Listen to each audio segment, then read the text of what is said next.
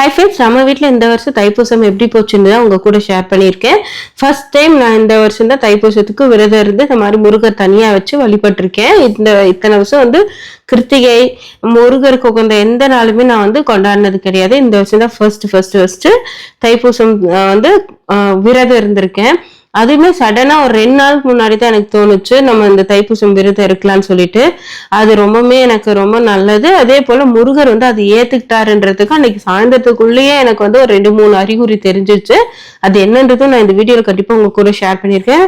Video வந்து miss பண்ணாம பாருங்க. காலையில எந்திரிச்சு வீட்டெல்லாம் நல்லா சுத்தம் பண்ணிட்டு போய் குளிச்சுட்டு வந்து 6 to 7 செவ்வாய் உரையில வந்து நான் விரதத்தை வந்து ஸ்டார்ட் பண்ணிட்டேன். ஃபர்ஸ்ட் வந்து நிலவாசப்படிக்கு வந்து பூஜை பண்ணேன். நிலவாசப்படி பூஜை பண்ணேன். அதுக்கப்புறம் வாசல்ல மாக்கோலம் போட்டு முருகர் வந்து ஒரு மனையில தனியா எடுத்து வச்சு அவருக்கு வந்து நல்லா தொடச்சு மஞ்சள் குங்குமம்லாம் வச்சு அவரை தனியா வச்சுட்டு அவருக்கு வந்து பூஜை பண்ணேன். சத்ரு உருவமா ஏதோ சொல்லுவாங்க, அது வரைஞ்சு காலையில ஒரு 6 விளக்கு வந்து கார்த்திகை பெண்களை நினைச்சு நம்ம அந்த 6 விளக்கு ஏத்துறது. அந்த 6 விளக்கு ஏத்துனேன். அந்த 6 விளக்கும் காலையில நம்ம 6 மணிக்கு ஏத்துறோம் இல்லைங்களா, செவ்வாய் உரையில சாயந்தரம் 6:30 வரையும் அணையாம பாத்துக்கணும்னு சொன்னாங்க. அது ரொம்பவுமே ஒரு மாதிரி இருந்தது. நடுவுல பாத்தீங்கன்னா ஒரு 11 மணிக்கு விளக்கு அவையர் மாதிரி அசைஞ்சது. முருகா என்ன இப்படி பண்றீங்க அப்படின்ற மாதிரி மனசு உருகி மாதிரி ரொம்ப கவலைப்பட்டு வேண்டிக்கிட்டேன். அதுக்கப்புறம் அந்த விளக்கு நின்று எரிஞ்சிச்சுங்க. அதுக்கப்புறம் அவையும் இல்லை ஆடவும் இல்லை. அது ரொம்ப ரொம்ப ரொம்ப பெரிய வரப்பிரசாதம்னே சொல்லலாம். விளக்கு வந்து நின்று எரிஞ்சிச்சு.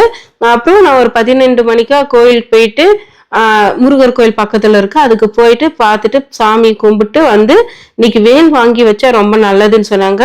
பெரிய வேலா வாங்கினா நம்ம அதுக்கு வந்து பூஜை பண்ணணும், வேல்மாறல் பதிக்கணும்ன்றலாம் சொன்னாங்க. அதனால எனக்கு ஏற்ற மாதிரி நான் ஒரு கையளவுக்கு சின்ன வேலா வெள்ளியில வாங்கிட்டு வந்து சாமிக்கு 5 அபிஷேகம் பண்ணி சாமிக்கு வச்சு பூஜை பண்ணேன்.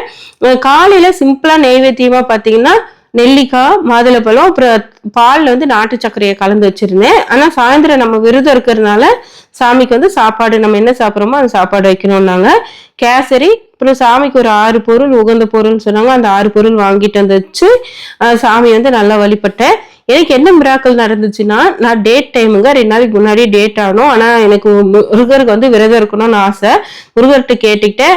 நான் அந்த பூஜையை முடிச்சு அன்னைக்கு நைட்டே கூட டேட் ஆனா பரவாயில்ல, அது வரையும் நீ வந்து உனக்கு பூஜை பண்ணா எந்த தடங்களும் விதிக்காதுன்னு. அதே போலங்க நைட்டு சாமியெல்லாம் கும்பிட்டு முடிச்சு நைட்டு 8 to 9 ஓரையில சாமியை கும்பிட்டுட்டு சாமியை தூக்கி பூஜை அறையில வச்சுட்டு எல்லாத்தையும் ஒரு 10 நிமிஷம் உட்காந்துருந்தேன். உடனே பீரியட்ஸ் ஆயாச்சு. ஆனா சாமி வந்து ஒரு 2 நாளுமே எனக்காக சாமி பூஜை முடிகிற வரை எந்த ஒரு இதுவுமே காமிக்கல. ரொம்பவே மெய் சிலுத்து போன தருணம்னு சொல்லலாங்க.